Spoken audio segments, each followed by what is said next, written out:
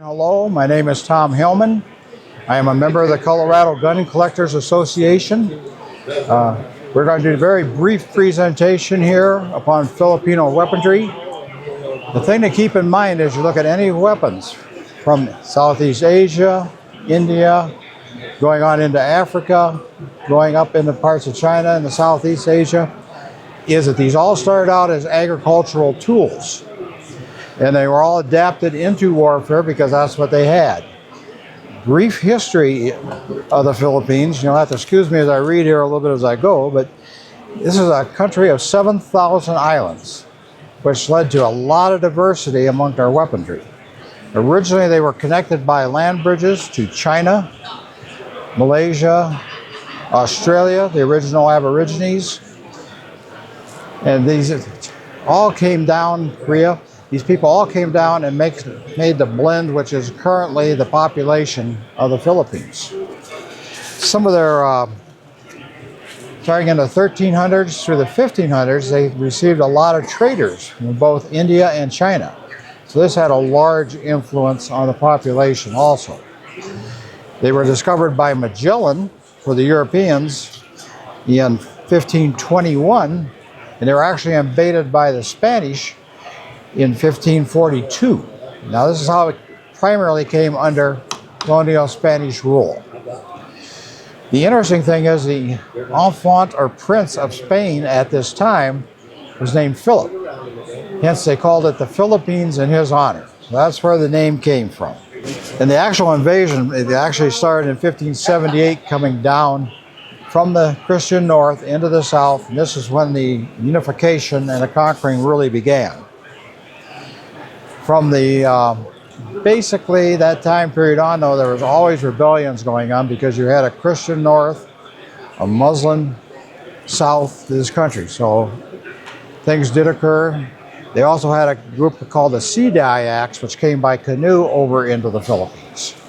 So that kind of made things more interesting. In 1898, during the Spanish-American War, the United States came in, defeated the Spanish, and its territory was ceded to the United States, which set it up as a republic. The Filipinos who had been fighting with the U.S. thought they were going to now have a free country, and it didn't quite work out that way. They were kept under control basically until after the Japanese were defeated and pushed out in the 1940s. So, and although the Christian North pretty much surrendered right about 1899, the Moros kept fighting until really 1915. So although the Spanish-American War was over, the war was still going on. Now basically, you start at the south, which is kind of the most famous area for the weapons.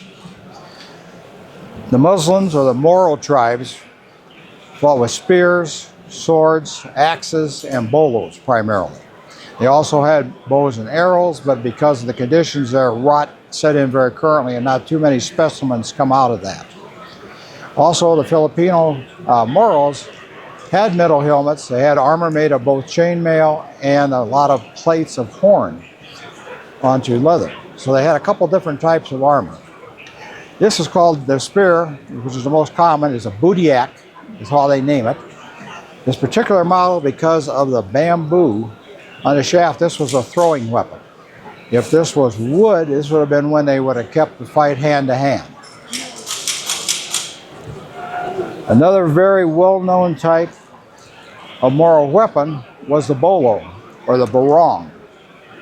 The barong is a very leaf-shaded type unit, very sharp blade, heavy. It's a chopper, again devised from an agricultural tool. But the barong and the kris are probably the two best-known Moro components.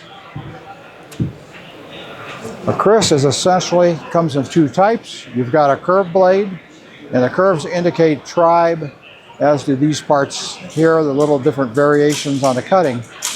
And these were probably the primary fighting weapon of the Moro tribes. They came in curved blades, and they came in straight blades. There's two different styles that you had. And again, these were primarily fighting weapons that evolved out of the bolos, which they had earlier.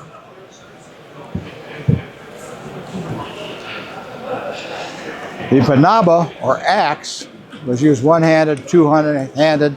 This is fairly one of the longer units that you will find. Then they come down. But again, this was used as an axe to cut down trees, brush, shrubs with a two-handed, but was converted during wartime to be one heck of a lethal chopper type weapon. The only weapon that really was singly made for combat was a compillion, or the moral sword. And interesting, if you look at this end of it, you can see it's, people say it is a sea serpent, people say it is a crocodile, people say it's a horn-billed bird. So a lot of different names. They did have an additional guard on one side, which is made of iron, different loops. And again, this is a blade catch and a guard from keeping your opponent's blade from coming down into your hand when you're wielding. Normally used by the right-handed person to be able to do this. The only variation of these weapons, they actually made a Christian Northern Chris, and on these you're going to see there's normally a run down the center. This was primarily to lighten the blade. A lot of people will call these blood runs. They're supposed to direct the blood down a channel. No, the real reason for these fullers was to be able to lighten the blade, make it easier to swing for longer periods of time. You'll find pictures during the Spanish-American War of the generals, the northern generals, Christian generals, and you'll see about 5 or 6 with Spanish swords, and you'll see 1 or 2 with the Christian bolos. And this was used primarily by the nobility of the North. Other weapons that you will find, again, go into the bolo style. And one of the very interesting things, again, used by both the Morals and the Northern Christians, but they will be cut down and you'll have an edge to the side. Unlike Americans, which thin it down on both sides, these were brought down to a single edge and were performed down. Again, you see where they use demons, serpent heads, and decorations on these. Now, all these weapons you have seen are probably pre-1900. So these are the things that they were actually using during the Spanish-American War, both against the Spaniards and later against the Americans. As you go further north, you lose that serpent head. You've got a knob here. Again, same type of weapon, a bolo type weapon. They're extremely well balanced. These are all made by smiths. They're all handmade. And you get, although you'll have variations in the handle, the blades will be very similar to that chopper type style. One of the more unusual ones you'll run into is the sickle blade. Again, this was an agricultural weapon conducted over. If you would get a close-up of this, you will see where the metalwork was used, and during the forging process they actually left a pattern into it. Most of these were laminated steel, where the steel was actually worked and had an extremely good edge to it. Again, going further to the north into the Christian area, the main weapon, again, is a chopper, but they call it a calabon. This is the primary Christian weapon that would be used. And this, again, very effective type weapon, lightweight, easy to swing. Your Filipinos are probably the premier knife fighters of Asia. They have actual schools. They're very well versed on it. The only other area which is very strong is probably going to be in Indonesia. And remember again, the people came from Indonesia in boats, which were just basically large canoes, up to the Philippines and brought this weaponry with them. I brought this one along. This is the northern style of a Chris again. But the interesting thing about it is if you look, they would take and wrap it with buffalo horn. They would actually take the buffalo horn, layers of buffalo horn, they would boil it until it became very pliable, put it around, glue it down, and just made it a very nice looking scabbard for these knives. Another form of the more Christian form of the bolo was using this format here. Again, ground down to a single edge. And this is the, you will not find the serpent heads. This is more of a Spanish influence.